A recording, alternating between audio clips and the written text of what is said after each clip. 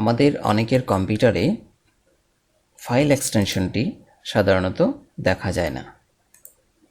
যেমন আমার এখানে দেখা যাচ্ছে .pptx.docx।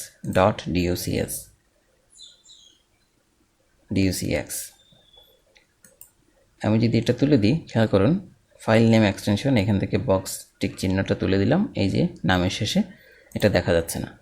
যখন আপনি ফাইল এক্সটেনশনটি দেখতে পাচ্ছেন না, তখন সাধারণত দুটো সমস্যা হতে পারে। একটা হচ্ছে আপনি রিনেম করার সময় ভুল করতে পারেন, আরেকটা হচ্ছে আপনি বুঝতে পারছেন না কোনটি এক্সটেনশন কি, যদিও এখানে দেখা যাচ্ছে কিন্তু এখানে দেখা যাচ্ছে না।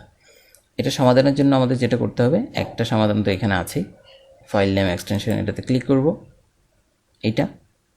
আরেকটা হচ্ছে এইটা অনেকের কম্পিউটার নাও থাকতে পারে, সেক্ষেত্রে এখানে অপশনে যাবেন, অপশন থেকে চেঞ্জ ফোল্ডার, সেখান থেকে ভিউতে ক্লিক করবেন, সেখান থেকে hide extension for non file types এটির টিক চিহ্নটি তুলে দিবেন, তাহলে আর হাইড থাকবে না, এটা দেখা যাবে। এখানে ক্লিক করবেন, দেখুন এই এক্সটেনশনটি আবার চলে আসছে। এভাবে করে ফাইল এক্সটেনশন আমরা শো অথবা হাইড করতে পারি। ধন্যবাদ সবাইকে।